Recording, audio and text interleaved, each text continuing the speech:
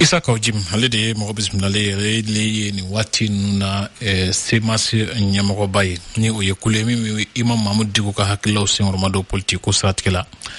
o kunya hakilla dota watula juin kalo wati nuna ka ajira ka foko ibeka ka bo fangala o lika jon no ko ko na kullo sikta no ye M5 RFP o ton ko nana ni ibeka ma yako ibeka ka fanga kon dafilla semasi mo ya kanu ka foko tonga baraka jo no M5 RFP ko na ma jo ulu ko ne sinda la ble ulu bi chama cha fanga sin hormado o mimi talike semasi ka ni josi ani Isa Kaujim masala ko satira nyinga folo min kala lawdi ka foko semasi re jole no josi mi jumen kan bi chama cha fanga ko ina nga Isa Kaujim ka jabila me ni emsen koro ye ka fo jamana dembe bora ka fo jamana maracho mai anga fereke yelema kaddo ala pour ka akanye no do be emsen o philosophie la onga minye politique barawe on ne kene miere ani dana mi menga ni be barake o kum kono o de semasi be bara fefeke transition ina pour que nyongo sama ka boala nyongo njalaki ka boala o ye semasi ni semasi bureau exécutif sira ka kuma commune président be kumbe ambena minga ka fo amena bara fenfe ke transition na agafo be bololoka bolono blalala ka fo ambe transition de la fasa wa amena kuma fo amena joro fenfenta amba beke ni semasi togori akila jala kitola o M5 ko kuma ango to peuple rebolo awa mana mimbla mena min kono kala tawla ona jeya ngabi ka polémique be boala ambe kuma fo ga ta transition kunche we semasi de anyanga yirama hornyata amma bara mimke amboke semasi tola parce que nyo nyemoy o danaya de benka o sharia de bembulu donc samalité anya fo ambe transition deme ambe banda ou deme ambe vice président no e Asim Goita e fo ta se premier ministre Mokhtar Wanye ani gouvernement be anyere fana ka mabala jamana e danaya da maminka no fana mo ndurumbe gouvernement na semasi démission kulu ka nyemo no e Mohamed Salia Touré le gouvernement na o dronte semasi bureau exécutif mado donc kuma clenendo bi ambe fonfenke ambe fo ne ala sona abebe ke semasi kumu konnala en ce qui me concerne oh yala amsika do doni gelamin dona semasi ni M5 nganchewa tabul awdi hakilata so muna oni toma beala M5 ti doreo kanga boku ga ibeka bo fangala katisi ibeka bora fangala mi chamanche fangai semasi be ka la fasa ni semasi ba la fasa kuma dokata fo kama beaka ambenaka obenyo sama di don nega famia la semasi ka ke la fasali ani semasi re joro ka bunya ani semasi ka se ka aka baro boloda kuma ne aye awa ningune o ye semasi de ka fo kuma anga horonyata anga bara kella o minye ka fo ambora ndona mabo o de na soro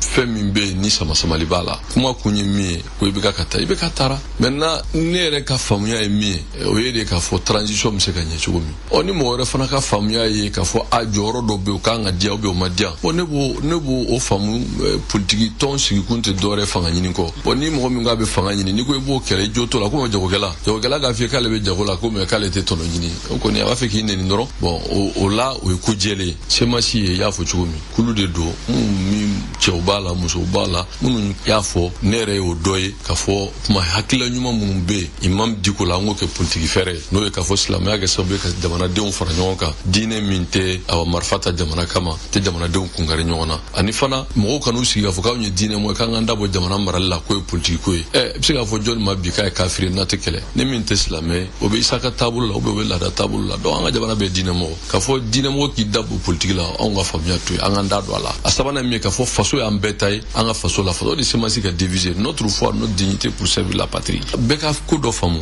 e ambe wula ka jamana dembe wule mo dortu tunde doro ko be ka katana ka regime o matawa onu tara samanche fanga e mo ga yechugo makele ne bo famu onga fanga nyini kuma teta woyoko teta ninko teta nyongo sama ko teta ere tumodola ka dabridala ne kuma do fuye che meki konko défi ni ala sona transition ni te joro nyini te joro fe wa na dina mantata o korte ka fo ko semasi date do ala semasi mo bala hay ni a conseil de transition ango sisa yani sama liga kala ni ndira M5 mani madi M5 ango ni be di ka fo ko mo ka do hay conseil de transition ni semasi be kelende so abe fla de so abe sabare so abe nani so aka di semasi to la parce que de semasi engagé mais kata do furoba ko me aka kilati kile talenye fo ko ni o ben yoro nguntala sini ateka fo nyi ko a ka donta mais nini semasi min donala na nyi min so ambo nyi ga di semasi semasi tɔndenw ma u k'u jɔyɔrɔ faso lafasali la transition na o ye ko jɛlen de ye o transition ye minnu fɔ n'o ɲɛna an bɛɛ ka hɛrɛ b'o la o dɔ ye ko kalanko ka fura sɔrɔ la kalanko bɛ dangan min na bi a dogolen tɛ mɔgɔ si la kalan kɛcogo man ɲi awa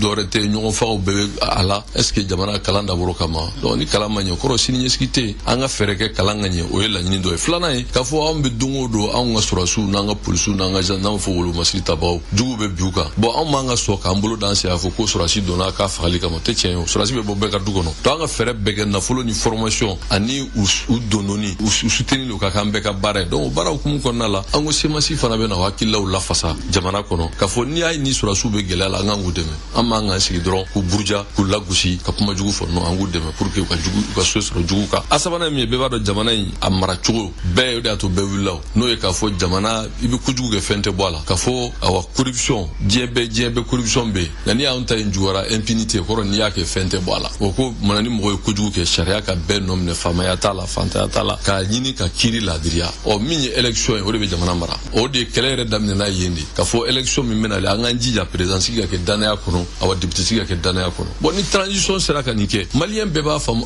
jamanadenw ye minnu wulila jamanadenw tɔgɔ la ko jamanadenw ka bɔ ko bɛ kɛ ka fanga bila tiɲɛ yɛrɛ la u ye min fɔ awa a kuma in a ye nɔ bɔ nka ni ala k'an kisi k'an taga n'o i bɛ ka tagali awa ni anw ta in juguyara u b'a fɔ ko awala u tun bɛ fanga ɲini de la i bɛ ka yɛrɛ su ka fisa ni ɲɛnama ala hɔrɔn man ka sɔn o ma donc bi c'est une question d'honneur transition ka ɲɛ o ye kunkɔrɔta de jamanaden bɛɛ ma ala k'a ɲɛ nka ni gɛlɛya nana yala bolo bɛ ɲɛsin mɔgɔ fila de ma anw minnu ko i bɛ ka taa ani sɔrɔdasiw minnu farala an kan ka a dɛmɛ ka daga bɔ mɔgɔw da la donc a ka kan an k'an bolo di ɲɔgɔn ma place tilako tɛ mais a ka ɲɛ jajiri fasa ye jumɛn ye donc kɛlɛko tɛ karamɔgɔkɛ donc min do dɔrɔn awa ko sera yɔrɔ dɔ la an tɛmɛ siraw ne ka faamuya la an tɛmɛ siraw a n'an ka hakililaw a n'an bɛ ko ye cogo min kelen tɛ donc ni kelen tɛ bɛnkan sɛbɛn t'an ni ɲɔgɔn cɛ donc kɛlɛko tɛ dɛ ne bɛ semasi baara de la donc ni mɔgɔ min bɛ semasi kɔnɔ k'a ye M5 ye k'a ye M6 ye a ye M7 ye o y'o k'a kɛ de ne tɛ ban o ma mais min kɔni semasi ye o baarakɛminɛ o jɛyara o kɛnɛ jɛyara o taabolo jɛyara o faamuya jɛyara parce que i ye ko ye fɔ ko bɔ donc bi alhamdulilayi mɔgɔ minnu tun ko jimi bɛ kuma kelen tɔgɔ la ne hakili la jaw